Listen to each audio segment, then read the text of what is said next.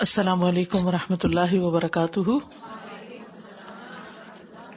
کیا حال ہے سب کا؟ الحمدللہ. کچھ یاد ہے یا سب بھول گیا؟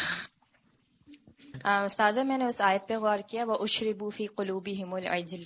تو الحمدللہ اللہ نے توفیق دی، تھوڑا جائزہ لیا محبت کا نا کہ دلوں میں کس کس کی محبت ہے، اور پیٹس کی بھی محبت کا آپ نے ذکر کیا تھا. تو پھر میں نے گھر جا کے اپنی بلی کو دیکھا، میں نے کہا میں تم سے کیوں محبت کرتی ہوں نا، کیونکہ میں جیسی آتی ہوں وہ فوراً میرے پاس آتی ہے نا. تو میں رک گئی، میں نے کہا میں پہلے تمہیں دیکھتی ہوں اور میں سوچتی ہوں کہ میں تم سے کیوں محبت کرتی ہوں. وہ مجھے دیکھے جا رہی ہے کہ آج کیا ہو گیا کہ میں آ کیوں نہیں رہی اس کے پاس. تو پھر میں نے کہا اب میں تم سے نا اللہ کی خاطر محبت کیا کروں گی. لیکن میں نے آنیسٹلی سوچا کہ ہمارے دلوں میں محبت پلا دیے گئے ہیں، لیکن اللہ کی محبت، میں اپنے اگر بات کروں تو وہ حصہ ابھی خالی ہے، اس شدت کے ساتھ وہ اشد حب اللہ ابھی بھی نہیں آیا. اور اللہ تعالیٰ سے دعا کی اللہ تعالیٰ کہ جو محبت پلائے گئے نا وہ ہم آپ کی پلا دیے جائیں، بالکل اور باقی محبتیں آپ کی خاطر ہوں گی ضرور. جیسے آپ نے کہا کہ انسان کے دل میں یہ ہے کہ محبت وہ کرے گا، تو باقی محبتیں بس انشاءاللہ اللہ کی اس خاطر کتابیں ہوں. ہوں. آمین. السلام علیکم. آیت نمبر 104 پہ میں غور کر رہی تھی کہ جب ان کو رائنا کہا گیا تو انہوں نے فوراً بات مان لی، سمینا و اطعنا کر لیا. منظور نہ جی تو یہ مجھے بتا رہی تھی بات کہ جھگڑے سے بہتر ہے کہ ہم اپنی کوئی چیز ایسی اختیار کر لیں جو آپس میں اتفاق پیدا کرے، کیونکہ اسی سے لفظوں میں نرمی آ جاتی ہے، رویوں میں نرمی آ جاتی ہے، تو ایک مقصد پہ فوکس رہتا ہے، ورنہ کافی morale ڈاؤن ہو بعض جاتا ہے. اوقات حق پہ ہوتے ہوئے جھگڑا چھوڑ دینا چاہیے، ٹھیک ہے نا، حق پہ ہوتے ہوئے جھگڑا چھوڑ دینا چاہیے. یعنی بعض اوقات ہم یہ سوچتے ہیں کہ میں رائٹ ہوں، آئی ایم رائٹ، تو یہ میرا رائٹ ہے، میں پیچھے کیوں ہٹوں اس سے. لیکن یہ ہے کہ یہاں پر اللہ سبحانہ وتعالیٰ نے کیا ہدایت دی کہ تم وہ لفظ چھوڑ دو، اگرچہ وہ لفظ صحیح ہے، اگرچہ وہ لفظ حق ہے، وہ پولائٹ ورڈ ہے، اس لفظ میں کوئی خرابی نہیں ہے، لیکن اس کی وجہ سے جن کے دلوں میں حسد ہے یا جن کے دلوں میں خرابی ہے، نفاق ہے، وہ اس سے کوئی اور مطلب لے رہے ہیں، تو بجائے اس سے کہ ان سے جھگڑو، اپنا رستہ بدل لو.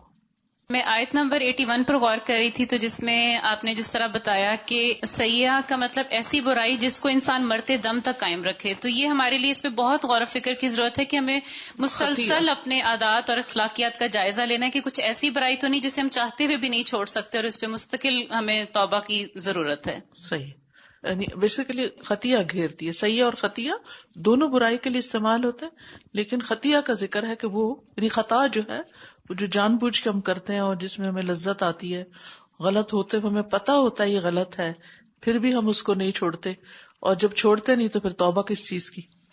آیا number 87 I was thinking about it and then اس میں یہ ہے کہ بنی اسرائیل نے وہ کام نہیں کیا جن کو ان کے نفس نے پسند نہیں کیا، اور انہوں نے تکبر کیا اور انہوں نے اپنے رسولوں کو جھٹلایا اور قتل کیا. تو تکبر کی وجہ سے انہوں نے حق کو جھٹلایا اور دوسروں کو حقیر سمجھا.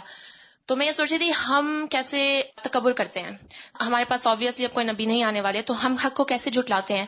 تو اگر ہمیں کوئی حق کی بات بتاتا ہے تو کیا ہم اس کو پہچانتے ہیں، کیا ہم اس کو ایکسیپٹ کرتے ہیں؟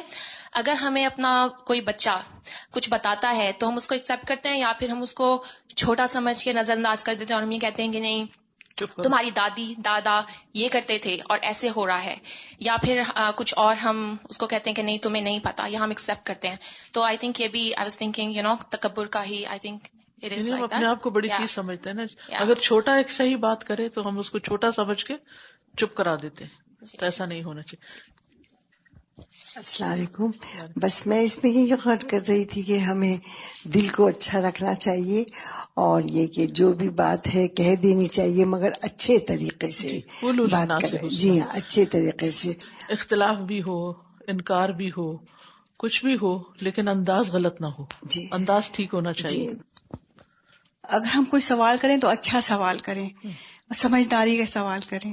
یعنی سوال پرہیز کرنا کریں. منع نہیں، لیکن نکتہ چینی اور سوال پہ سوال اور بے مطلب سوال اور صرف دوسرے کو زج کرنے کے لیے سوال، دوسرے کو بیوقوف بنانے کے لیے، یا اس کے علم کو اس طرح ٹیسٹ کرنا کہ یہ دوسروں کی نظر میں جواب نہ آئے تو ذلیل ہو، یہ سارے طریقے غلط ہیں. چلیے آگے شروع کرتے ہیں.